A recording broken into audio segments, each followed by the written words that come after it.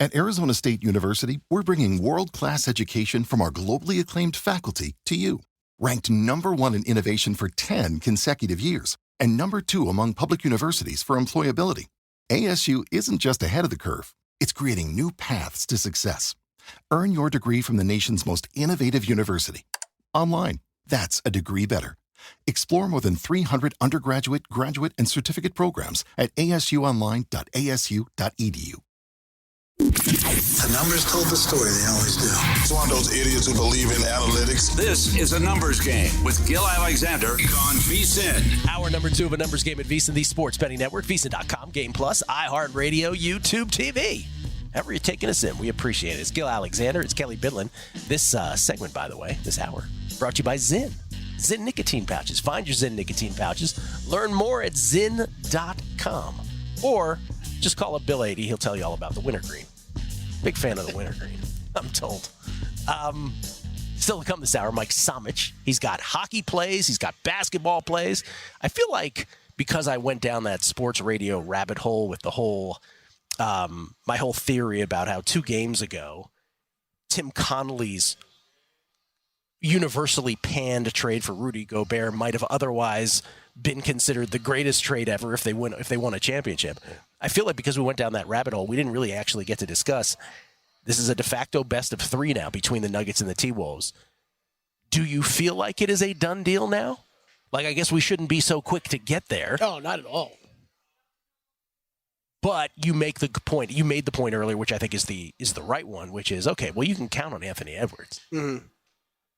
But you trust anybody else on that team? That was always the big question heading into the playoffs, right? It was, and I think it's the question that Anthony Edwards helped cover up early on, right? Because he was amazing every single game, and they were winning. You didn't really have to ask where else is offense going to come from when you need it. And I think last night was you finally saw that. There are some guys that have struggled defensively. Yes, Gobert has not been his best. I don't think Naz Reid's gotten played off the court at times, but there are. It's also so easy. It's so easy to say that, Gill, and not bring up who they're defending. Like Nikola Jokic, he's pretty good at basketball. Breaking news, pretty good. But yeah, I mean, Anthony Edwards had a great game last night, but he can't be the only guy. And look, Jamal Murray's looked better, right? He looked better game 3, game 4 than I think I expected him to. Do you think that the odd break between games 2 and 3, literally from Monday to Friday, helped the Nuggets? Yes, but huge. I mean, I think it gave it longer. I think it gave it a longer amount of time for the Timberwolves to walk into Game 3 with that terrible mindset, right? It's, we stole 2 in Denver. Now we got a few days to relax. Like Anthony Edwards even said after Game 3, he was like, I just wasn't there. Yeah, and then yes, to give Jamal Murray time to heal up. Yeah, it was huge. All right, so Game 5 in that series, back in Denver. That's tomorrow night. The Nuggets are 4-point favorites. The total's 205. Game 5 of the Pacers-Knicks is also tomorrow night. We'll get in that momentarily. But as far as tonight's games are concerned, Game 4, back in Cleveland, Celtics-Cavaliers. We talked about this a little earlier. Celtics favored by 8. Totals 206.5. And then the Thunder and the Mavs. The Mavs are up 2-1 against the number 1 seeded Oklahoma City Thunder. Talk about a superstar that you can rely on in Shai Gilgeous-Alexander. But then who? Mavericks 1.5-point favorites we're showing. I'm showing 1 as well. You've got a lot of pre-flop positions on the Mavericks, so you might not be the right guy to ask. But if you were landing on this right now, how would you feel about this series? Yeah, I mean, I think I'll keep saying from what I said from the beginning. I still think there's value on the Thunder a little bit. Game and series, it's kind of been there throughout. I mean, Luka's. They might have 2 wins, but man, I don't know how you could watch all 3 of those games and leave if you're someone like me holding Mavericks tickets, leave every game thinking, okay, this is looking good. I mean, I have very little sense of this series. Right, he is struggling through it, and I mean, look, what's going on with Oklahoma City? It's not. I don't think there's any major problems. You're seeing. I think you are seeing Mark Daigneault getting out coached by Jason Kidd, which is not. Something you'd probably like to be saying about the coach of the year, but I think it's a fact. It is. You're seeing adjustments getting made on the Dallas side that need to be made, and Oklahoma City. There's some stuff they're doing, and then there's some stuff, Gill, that I think people think there should be adjustments to that they just don't have the answers for, and it's Chet Holmgren's been amazing. Every time he's off the court, they're getting destroyed on the boards. They're getting destroyed down low. And ever since game one, they really came out with an aggressive defense that you don't see often. It was we're going to take away Luka and Kyrie, and we're going to take away anything at the rim, but we're going to leave wide open corner threes and stuff like that. And they've kind of had to adjust throughout the series. I think, though, that they still have the room to go upward. And if I was betting this game or series, I would still be looking Oklahoma City way. I do think they have the slight advantage. Nothing I'm going to be doing, though. I still have Mavericks tickets. It's too close. It's too close for me to go bet it. Go bet the Thunder side when I think the Mavericks have a chance here, but I still think it's a little bit mispriced. It's funny that on paper you would think the Thunder Mavericks, if not the number one, would at least be like the second most marquee series in terms of just what you would gravitate towards. I find it so far the least interesting because I have the least handle on it. Interesting. Okay. And that includes the Knicks and the Pacers, which are tied at 2 apiece now, which I find fascinating because it gets into the Tom Thibodeau conversation. Yeah. Knicks, by the way, are 2.5-point favorites. Game 5 back at Madison Square Garden tomorrow night. The Pacers just absolutely destroy the Knicks in Game 4.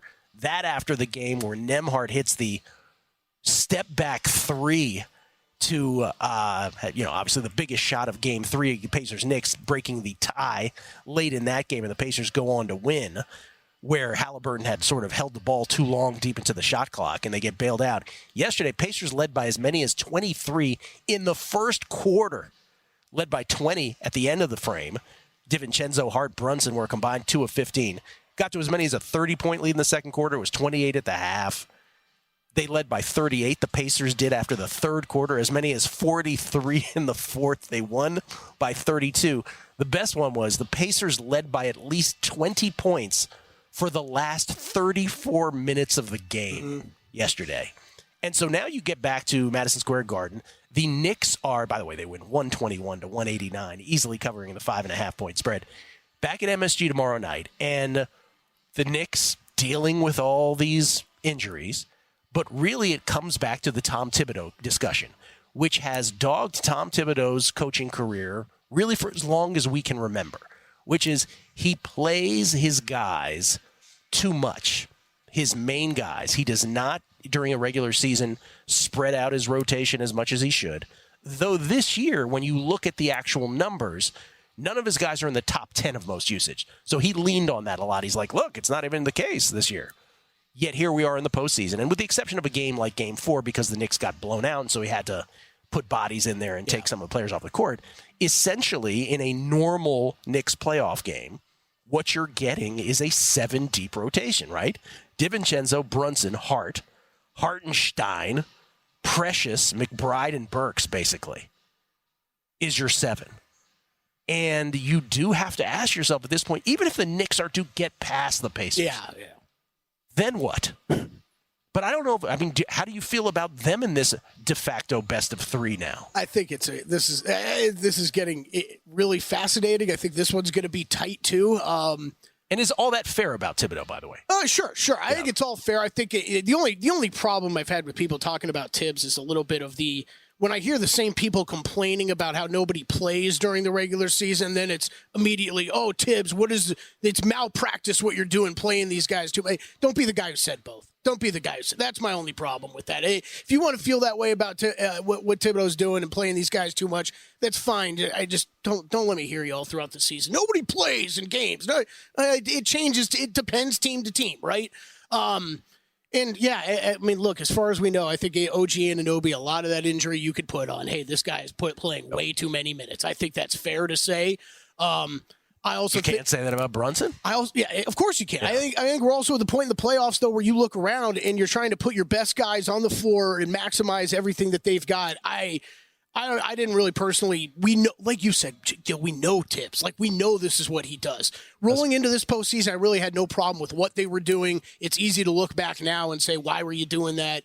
I think this gets interesting though because I still think the Pacers are mediocre as hell.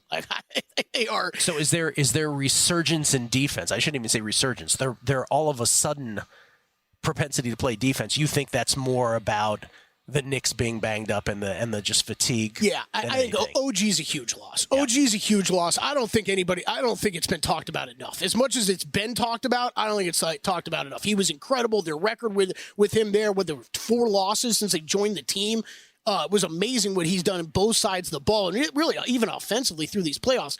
I think for this game, I did take a little bit of Knicks money line. So I had, this is where you've been out of weeks. Like, I was loaded up on that Knicks series price. They eked out that Game 2 win. After all the injuries, I was like, okay, time for me to buy off a little bit here because who knows how this goes. Another interesting Game 3, though, right? The Knicks had a chance to steal that Game 3 in Indiana, and if that happens, we're likely talking about, okay, let's just project forward. What does this Knicks team look like in the Eastern Conference Finals, as banged up as they are? No, Pacers able to take Game 3, easily win Game 4. Now we're right back to 2-2. This is a brand new series. I think there's a little, just from the numbers, I think there's a little value on the Knicks. Like, I think there's value in the Knicks series. Although price. if I'm a Pacers guy, I would say, well, we kind of got screwed in games 1 and 2 by refereeing. Oh, sure. Yeah. So that's what I'm saying. They were lucky to be up 2-0, almost lucky to be up 3-0. Yeah, they're right there. This is a close series. It's always going to be close with the Knicks. I still think that Brunson is, when he's even 90% Brunson, is better than 90% Tyrese Halliburton, that what you're seeing in this series. And he's too much for the Pacers to defend. It's just that you're asking this little dude to just carry everything game in and game out. And at some point, you think in the NBA playoffs that runs its course. Yeah, we might be seeing it. We absolutely might be seeing it. All right, I'll ask the same question of you that I asked of Jay Kahn. You're forced to make one series bet now. Obviously, in the case of Cleveland and Boston, Cleveland's like 23-1 to win it. But the other ones, OKC's plus 172, down 2-1. T-Wolves are plus 151 in a knotted-up series, and the Knicks are plus 115 in a knotted-up series. What's the best bet? I'll go Knicks. Knicks plus 115. I'll go Knicks. They get 2 at home. If they can stretch this out to 3, I give them a pretty big advantage. We'll look at those NFL numbers as the schedule on the cusp of coming out. We'll do that next. Somich as well. Numbers game.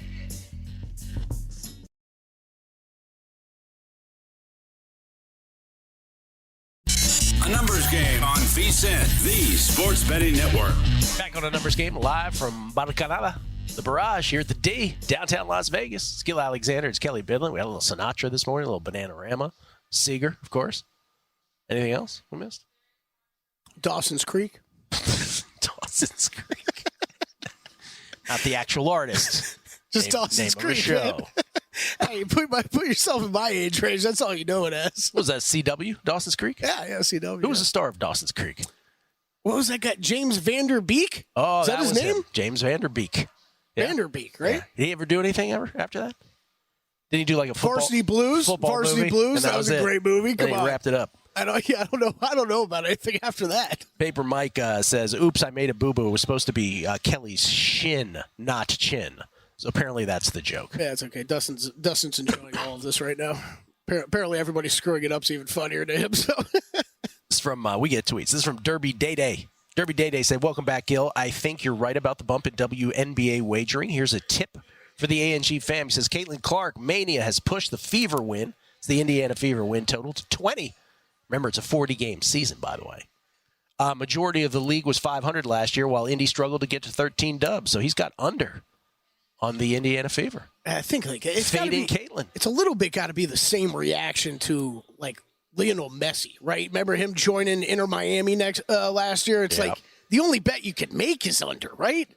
Like everybody's going to be running in there to bet overs and wins and everything like that. Messi was a mid-season thing, though. Yeah, it was. Yeah. Let's see. Doop-a-doo. Logic 3227. When Denver went down 2 games, I took them to win the series at 3-1. Good on you. And parlayed it with Iga to win the French. Wait, they were only 3-1 to win the series when they were down 2-0? That's it? I don't know. I'll look it up. Let's see. Ray, wreaking havoc, said Nick certainly got screwed game 3. I think the ref meddling is pretty even at this point. Yeah, no, for sure it is. That was the Carlisle post-game stuff. It worked exactly like it was supposed to work. Rick Carlisle after game 2 with the big speech of how after game 1, the Pacers were going to submit all of these things to the league, and they decided not to. But that after game 2, Had enough. He had had enough, and they were going to submit to the league. I always love how Shaq takes the absolute 100% stance of, that's not how a champion behaves. You don't submit stuff to the league. You don't do it that way. You fight through it if you're a champion. It's kind of how Shaq said it.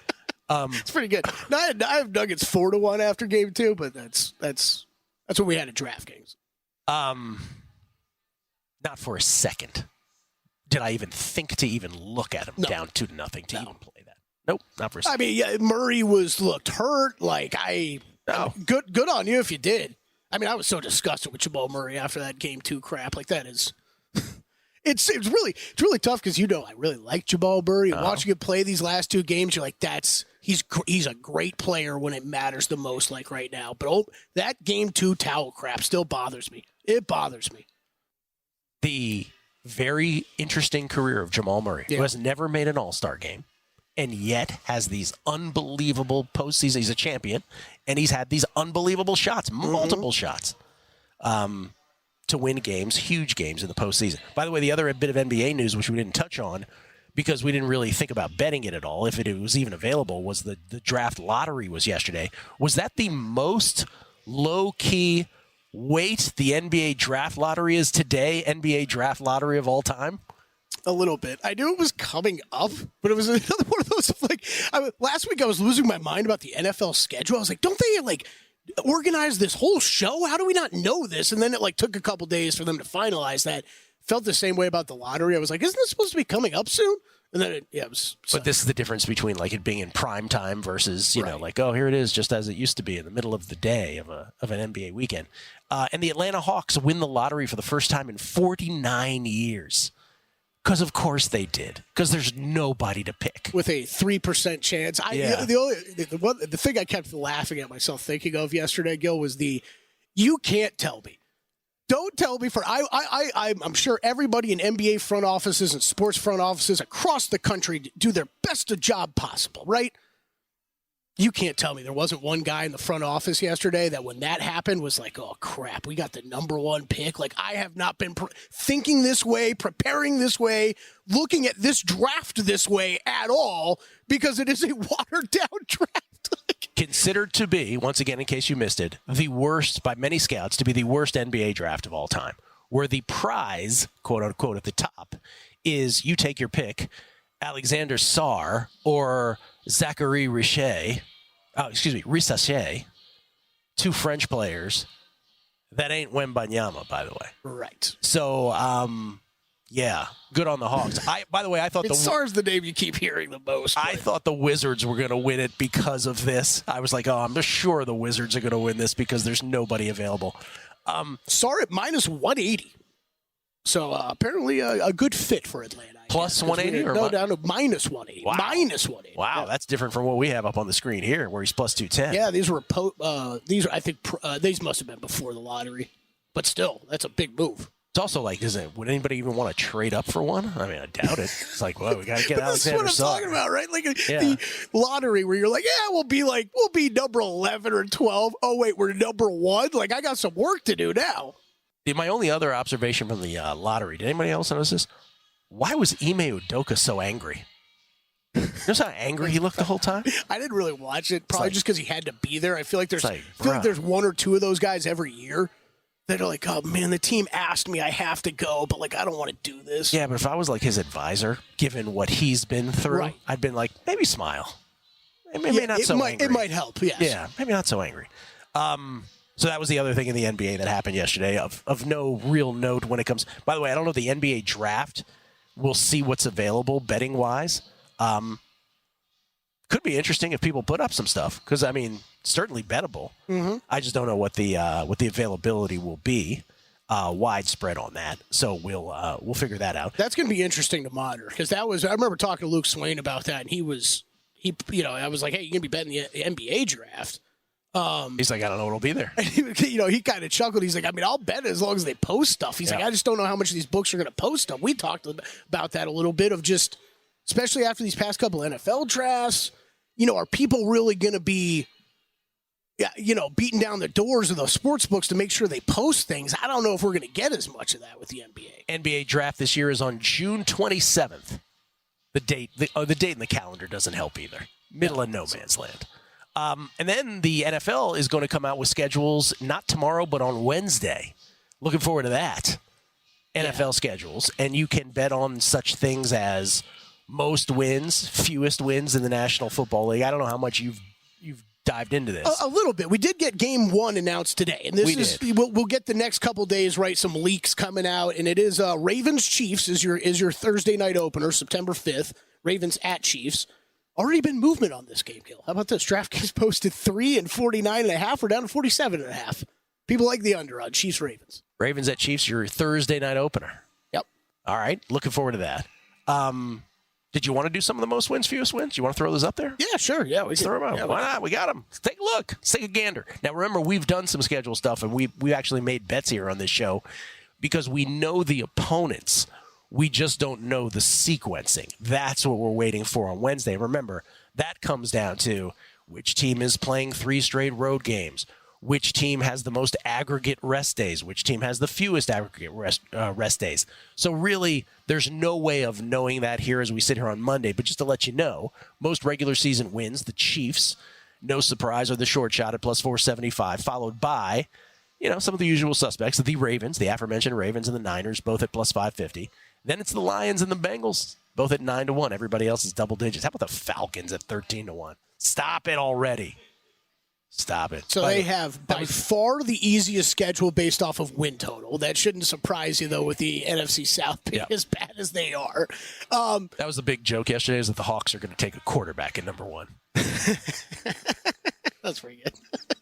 Rim shot. Or at least somebody that could play quarterback. Yes. Yeah. Oh, that's great. I think it's interesting because you laugh at the Falcons, Gill, but every one of these other teams above them, I think there's division, there are teams within their division that could pose a problem. Not saying I'm running to bet the Falcons. I always love the fewest wins market better. You're right. You're right. There's a scenario where that could be a thing, but it's also one of those bets where if you make it and it turns out to be a terrible bet, you feel real stupid about yourself. Yes. Yeah, that's where 13-1 helps you a little bit better than 5-1 or whatever. But I'm with you. I think that's possible. Jets 14-1 to me is more ridiculous. The Jets at 14-1 is, come on, stop that. Yeah, I couldn't bet that. And as much as I like the Bills, I couldn't bet that for almost the same reason. The AFC is just going to beat up on each other. Are the Bills and the Dolphins still in that division? Right, exactly. Yeah, okay. Just curious. So I think that's the worst bet on the board. I mean, Ravens, I couldn't bet the Ravens at plus 550. AFC North's going to be brutal. Just flash up fewest for a second, if you will. Fewest wins in the NFL here on the cusp of a schedule release. Panthers, Patriots, both plus 450. Can't wait to see who's got the last winless team this year. Patriots feel good in this market, but that price is short. Raiders, 12-1. This will be fun to talk about once the schedule comes out. Stuff to bet. Love that. Somich on the other side. He's got hockey. He's got basketball. He's got bets. Numbers Game VSiN, the Sports Betting Network. A numbers game on VSiN, the Sports Betting Network. For a limited time only, we're offering our annual subscription at an unbeatable price. Normally priced at $240. You can now grab your subscription for just $199. Sign up today. We'll also give you an extra 2 months for free. That's 14 months of VSiN Pro access for less than 50 cents a day when you use promo code ANG. With VSiN Pro, you'll gain instant access to our daily best bets with a leaderboard to see which VSiN expert has the hot hand, betting splits to show you where the money and bets are moving for every game, betting systems, premium analysis, and 24/7 video access. Visit vsin.com/subscribe today to claim your 14 months of VSiN Pro for only $199 with promo code ANG. ANG as in a numbers game. That's VSIN.com/subscribe. It's Gill Alexander. It's Kelley Bydlon. So much to talk to this gentleman about. Horse racing, basketball, hockey. He does it all. Samo Bomb 18 is where you can find him on Twitter. Courtesy of the Progressive Guest Line, we have him now. He's the co-host of The Handle weekends here, noon Eastern at the network. It's Mike Somich, everybody. How you doing, Mike?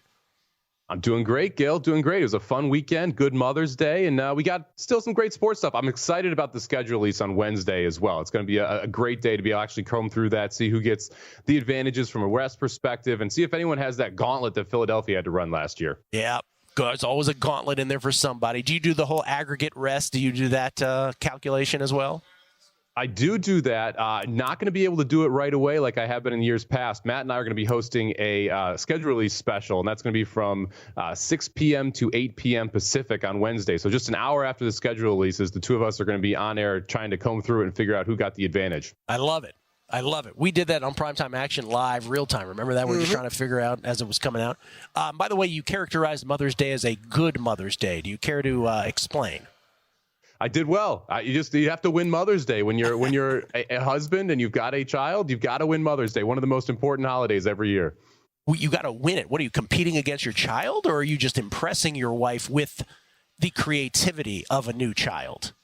You are competing against years past, Gill. You got to make sure you keep slowly upping the ante. You can't do it too big every year. You got to just slowly go through. I made the mistake the first year going too big, had to ratchet it down year 2, and then have slowly built up each year after that, and it's worked out great. Yeah, see, I thought he was going to go with the bank points answer, but no, Mike's just a good guy. He's just trying to outdo himself. Where does it end, Mike? You got to pace yourself, right? I mean, you could be married from now to the end of time, for God's sakes.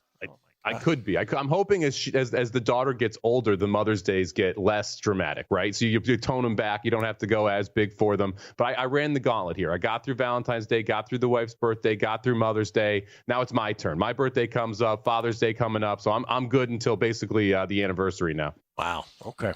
Yeah. Interesting. I require nothing on any of these days. Birthday, schmirthday. You know what? Since we're on the topic, what I've wondered about is where do you cut off the line of who you wish Happy Mother's Day and Father's Day to? You know what I mean? Like, how close of a relation, friend, whatever, do they have to be to you? I struggled with that yesterday. It's tough. I was like, do I call that person too? Do I send that person a note? It becomes a lot. That's all I'm saying. It becomes a lot. Okay. Yeah, go ahead, Mike. What were you saying? I'm a more is less guy. My mom, my sister, my wife, my grandmother, we're good. Yeah, then there's a couple friends. It's tough. See, that's I'm like Mike. I try to keep it just a family, but it becomes tough. Yeah. All right, we got a couple segments here with Somich, so we're gonna let this breathe. But let's start with basketball. One, let's talk about the bet that you and I have. No, let me rephrase that. The bet that you goaded me into. Which is when I made a line, the total number of losses the Celtics would have throughout the Eastern Conference playoffs. I made it at 5.5. I said, you can't make it any lower than that. You laughed at me. You mocked me. You spit on me, and you said, I'll take the under. Let's bet dinner. Right now it's at 2. Would you agree that the outcome of tonight's game is huge in this bet? It's definitely very important, Gil. I would love to have a cushion going into the finals of the Eastern Conference, but to be honest, this broke so well for me. Not just how it's set up with the Heat in the first round, and now you've got this Cavs team in the second round, but the Knicks and the Pacers are just beating each other up over on the other side of the bracket as well. Yes, Porzingis is out, but it doesn't feel like that's going to be a huge issue for the Celtics if they are able to move on. But yeah, tonight's game is big. Getting out of this series 4-1 would be huge for my side of the bet. And if they lose tonight's game, we go back to Boston 2-2. You got to think Boston is winning game 5. But then you have a Boston team that just kind of is lackluster at times. I don't trust them to step on the throat in Game 6, and then it could get really hairy for me in that final series. So I'd like to take care of business tonight because I think Boston, Game 5 is going to go Boston's way. It's just whether or not we got to come back to Cleveland for Game 6. I don't want to be in that situation. Well, where it really broke for you, again, let's be honest. Antetokounmpo got hurt right after that. Jimmy Butler got hurt. Embiid was struggling with injuries. You had it all go your way, Mike Somich. Porzingis isn't playing though, Gil. That's not great for me. Okay, all right, I'll give you that. We'll see what happens in that game. Let's start with the NBA. What are your plays tonight? Yeah, I'm laying the first half of the Celtics. I did it in Game 3. I'm going to do it again here. You can get Celtics minus 4.5 in the first half. This is a Celtics team that's been phenomenal all year in the first half, one of the best first half teams in the NBA. And if I'm worried about anything, it's just them kind of getting lackadaisical later in this game. I think they come out, they play well again here. We saw the same thing in Game 3 and then started to tighten up a little bit toward the end of Game 3. The Celtics still able to cover, but the first half cover was never really in doubt. So I'm going to go back to the well here. Celtics minus 4.5 in the first half, Gil. Celtics minus 4.5, and then you like something in the nightcap. Mavs and Thunder, you like a play on the total. I do. I'm surprised this was adjusted as much as it was. So the total in the previous game in Dallas was 217.5. We've seen this one readjust down to 214.5. I don't really agree with the adjustment. We started to see some over money come in. Right now it's 214.5, 215 in different places. But if you go back, you watch Game 3, the reason we went under there, was not because of possessions. It wasn't because of shot attempts. It was because of missed shot attempts. There were some wide open looks, especially in the first half from 3-point range, which both of these teams missed. Thunder started out, I believe it was like 1 for 8 from 3. You had Giddey shoot a bunch of threes in that game. You had Dort shoot a bunch of threes. Those aren't the guys you necessarily want taking them from OKC. The pace was still there. The shots were still there. They've gone over this total in 4 of the 6 games that they've played this year. I'll take the over since it was adjusted down too far in my mind here. All right, let's do this thought exercise. I asked this of Kelley earlier, and we kind of ran us into a wall here, so I'll give you a chance to reconsider your answer. The 4 NBA series that exist now, and obviously the Cavs are the one sort of outlier. They're 23-1 to win their series against the Celtics, down 2-1. But we'll throw them in. Their Cavs are 23-1, down 2-1. The OKC Thunder are plus 172 in their series, down 2-1 to the Mavs. The T-Wolves are plus 151, looking at the exact number here, knotted up with the Nuggets, but no longer with the home court. And then the Knicks, plus 115 with home court, tied up at 2 apiece with the Pacers. If you had to make one bet on one of those plus money teams, the bet would be on the New York Knicks. I mean, I bet them for the series. I still like them in this series. The injuries obviously piling up for them. And you kind of saw what happens when this Knicks team loses a bunch of different players. And all of a sudden, if DiVincenzo and Brunson aren't able to score consistently, this team's in a lot of trouble. But I trust this Knicks team, especially on the offensive side against this Pacers defense. They had a 130 offensive rating through the first 2 games of the series in New York. I expect they're going to be able to get it back going in New York again. And they've got home court advantage. To me, that's the other big difference. Of the other 3, it would be OKC. I think OKC has a shot at beating Dallas here. I like Dallas in the series, but at the plus 165 price with a game tonight in game 4, where if they win it, they're going to flip to the favorite. I would play OKC of the teams that do not have home court advantage at this point. Chance to change your answer or keep the Knicks as your answer? I'm staying with Knicks, but I don't think I could argue with anybody wanting to jump in on any of those 3 dogs right now. I think you can make good arguments. I think the Knicks and Thunder, though, specifically, are a little mispriced. The correct answer is the New York Knicks, just because of the mechanics of the series, right? 2-2, and that they have home court.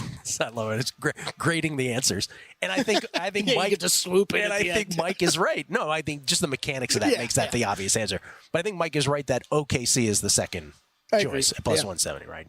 I mean, I liked the Timberwolves before that series began. I think at current price, you're talking about the same sort of thing as before the series. All right, so let me just go, as we go back on the show, because I started the show by this whole thing, Mike, where I was saying how 2 games ago, we were on the cusp of having to reckon with the fact that the Rudy Gobert trade might have not been the worst trade in NBA history, but could have been justified as the best if it were to have won the T-Wolves a championship in some bizarro scenario. That's where a headspace might have been 2 games ago. Do you think that this series is over? Like, how do you feel about it right now? I think the series is unpredictable. You watched game 1 and game 2, and you saw the adjustments Denver able to make in game 3 and game 4, able to get both those games. You got to think Minnesota readjusts going on the road. And it's funny you mentioned Gobert. I want to see this Timberwolves team without him on the floor. I really think that this is a better team without Gobert. Yeah. When you're able to space with Naz Reid, when you've got Towns shooting threes, and you're still not that big of a liability on the defensive end, I think that's the best version of this Timberwolves team, especially against this Nuggets team. Because, look, Gobert, even when he was with the Jazz, he struggled with pick and roll against these type of guys. And that's what you're going to see a lot from Denver. And it looked like in certain times that he was really struggling with it again. And he's just not a threat on the offensive side like Naz Reid and like Karl Anthony Towns are. Yeah. I want to be clear again. I'm as loud as anybody is saying he never should have won Defensive Player of the Year, let alone anything else. I'm not a fan of his. Certainly not a fan of his gestures of the money signs. Yet we might have had to have dealt with that narrative if the T-Wolves won it all. We just would have, because the trade would have been justified. Horse racing, hockey next.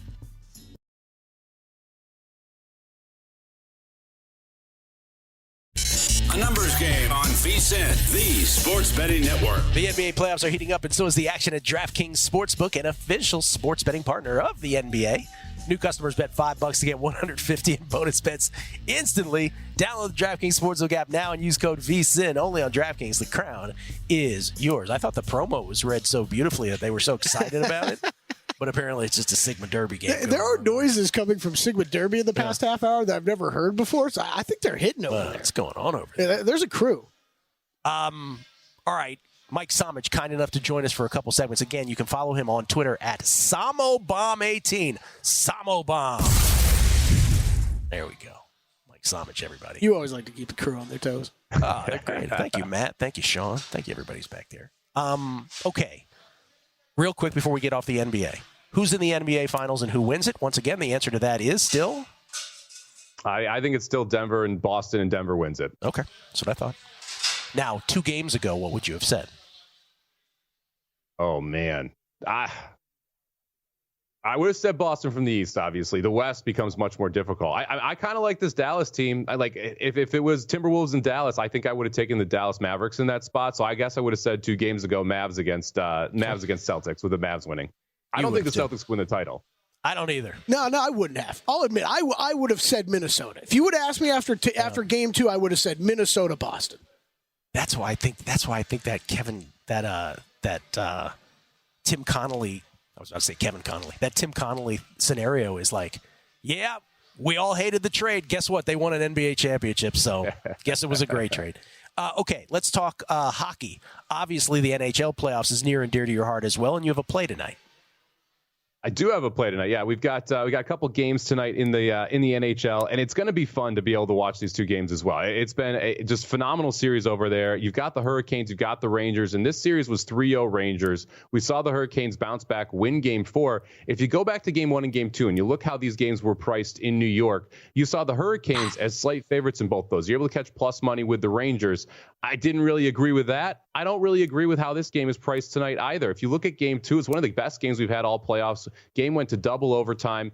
The Rangers able to score in a double overtime, win that game. Game 3 was an overtime game. Rangers able to score there. They win that game. So this wasn't really a 3-0 series. And now all of a sudden it's priced like the Rangers are the better team here. I don't fully agree with that. I think that the Hurricanes can get it done tonight. So I took the Hurricanes minus 108. I thought they should be in that minus 120, minus 125 area. I think they're going to send the series back to Raleigh. And I said this over the weekend when it was 3-0. I wouldn't be surprised if this goes 7. I think we're going back to the Garden for 7 games in this series. All right, so then I don't need to do the whole elaborate setup that I just did with the NBA NHL style. I think you already answered it. Is the Canes at plus 425 the best dog series adjusted price out there? I would probably still take the Oilers if they are a dog. I didn't look at the series prices this morning, but the Oilers to me would be a team where, look, last night they lost to Vancouver. Slight favorite. Oilers minus 115, yeah. All right, we'll give it to you. I can't take the Oilers. They're the team that's currently losing that I have the most faith in coming back. And it's because if you look at like the expected goals last night, they dominated that game. If you look at shots, they dominated that game last night. They just weren't able to score 5-on-5. Vancouver got some, I'll call it soft goals from Skinner in that for the Oilers as well. Oilers are the better team. They should win Game 4, make this a 3-game series. And at that point, you're going to see the Oilers somewhere in that minus 160, minus 170 range to win the series. So if I was taking anyone to come back right now, it would be the Oilers. I do think the Canes are live. The problem is, I think it's like a 2% chance over they're 2% over the NHL playoffs that someone's come back from 3-0 and you're getting 8-1 when they were down 3-0. That price just isn't right. It should be closer to 30-1, and you're not seeing the correct price right now either with what I believe is the likelihood of them coming back. Because let's face it, if 2 of these games go to overtime, one bad bounce ends the series, right? And there's no room for error here for the Hurricane. 8-1 was all you were getting on the Hurricanes down 3-0. Really? Wow. 8-1. Yeah. We were laughing about it on the handle because Matt and I were both like, the Canes are live here, but 8-1 is just the wrong price to be betting it. Yeah, for sure. Okay. Even though, again, it has happened in hockey before, it's still a historical anomaly. All right. Horse racing. I don't know if you know this, Mike, but it's the Preakness this weekend, the second leg of the Triple Crown. Yeah, no. Is it, Gill? No way. No. We do a lot of investigations here on A Numbers Game. I'm not sure if you're aware of our 7 on your side arm to this show, but we discovered that. Now, here's the big deal. Mystic Dan is racing. Now, there was some question about this. Can I just get you? You're a horse racing guy. Where do you come down on this debate of, well, because it looked like for a period he wasn't going to be in this race, and there is a side to the argument which is, nor should he. It is too quick of a turnaround for this to happen. Where do you come down on this? It's not too quick of a turnaround. I think that the disadvantage here is the horses that did not run in the Derby that got the rest that now get to show up in the Preakness, right? And so that's what makes it so hard for some of these Derby winners to come back. Look, we've had Triple Crown winners. We've had multiple in the last 10 years. I'm not going to sit here and say it's too fast of a turnaround. It's supposed to be hard to win the Triple Crown. To me, the other thing that's funny is we need to space the Triple Crown races out more. We need to have a month in between both of them so we get all the horses back. It's like there's so much bigger problems in horse racing. The spacing of the Triple Crown shouldn't even be in the top 10. So at this point, you got to look at what we've done in the past. And if the horse is good to go, if the horse comes out of the race healthy, which by all accounts, Mystic Dan doing very well. He galloped well at Churchill. They shipped him over to Pimlico. They're excited to run him in the race. I don't see why you need to worry about that 2-week turnaround if the horse is ready and good to go. Yes, it is difficult. It's supposed to be hard to win the Triple Crown. It's not supposed to be easy. So you have to put some of the better horses in situations where they're up against it in a way, right? And the Preakness is one of those spots where you are up against it because you've got horses who are waiting for you in Baltimore versus had to run at Churchill. And you've got 2 Bafferts that are going to be in there, both Imagination and Muth. Muth most likely going to be your favorite. You've got a Tuscan Gold for Chad Brown, who was waiting, and he's going to run it back. But you also see horses like Catching Freedom, who was in the Derby, who has decided to run in the Preakness. And so it's not just Mystic Dan who's coming back in 2 weeks. There are multiple horses. There's a ton of money up for grabs. The horse is doing well. You run the horse. Are you a Muth guy?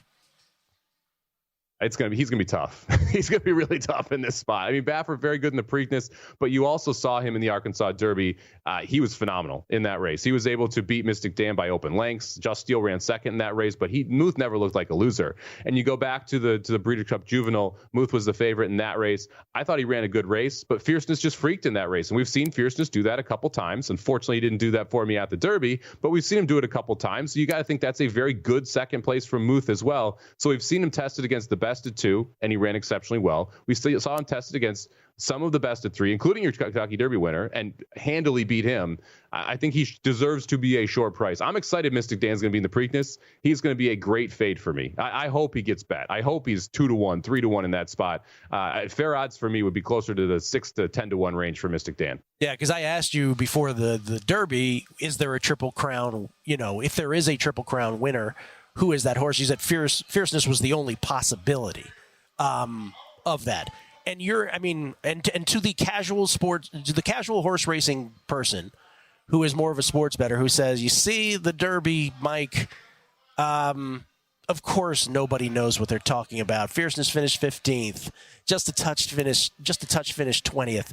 Nobody talked about Mystic Dan. To that person, you say, that's the beauty of horse racing. There's a reason he's 20-1. What does it take? You have to hit a 6-teamer, right, to get a 20-1 payoff. How easy is it to hit a 6-teamer in sports? Not very easy, right? In horse racing, you can do it in 2 minutes. And last year, when we picked Mage, we had 15-1 in 2 minutes, and that was great. And that was one we saw coming. We're not going to see it every year. You're going to have years where you're not able to capitalize on it because the Kentucky Derby is the biggest variance race in horse racing. There's 20 horses. They're going 1.25 miles. None of them have gone that distance before. You're going to get trip trouble. And you look back at that Derby. Look, Mystic Dan ran phenomenal. But Brian Hernandez Jr., his jockey, won the race. He was the reason Mystic Dan was able to win with the trip he got. He got saved ground on both turns, got him out of the gate well, was able to go through literally a keyhole on the second turn to get through at the rail. If he has to go too wide on either turn, he doesn't win the race. If he doesn't get through that hole, he doesn't win the race. All of these things were jockey dependent. And that's the beauty of the Derby, is that the best horse doesn't always win because the trip that they get. And that allows you to handicap for those trips and try and find a price. And you just don't usually get that opportunity where you can make legitimate cases for horses that are 15, 20-1, and you can actually cash those tickets if you're right.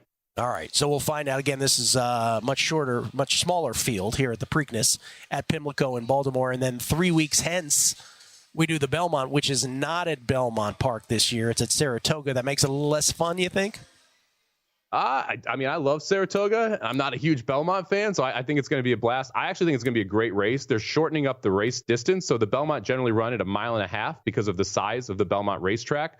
Because of the size of the Saratoga racetrack, we're running at 1.25 miles this year, so the same distance as the Derby. Right. I think you're going to have a very big Belmont field because of that. You're going to have a lot of horses that want to win the Belmont and now don't have to go that extra 2 furlongs to get the 1.5 mile distance. So it should be a great race in Saratoga as well. All right. Odds that we're going to have a different winner in each of the legs is pretty high, would you say? Extremely high. I think Muth wins the second leg, and I think you're going to see, I think Sierra Leone actually has a really good shot at winning the third. Oh, okay. There you go. Mike, always appreciate it, man. Thank you so much. You got it. Good luck this week, guys. Mike Somich at Samobomb18 on Twitter. He didn't take the numbers game investigation thing literally.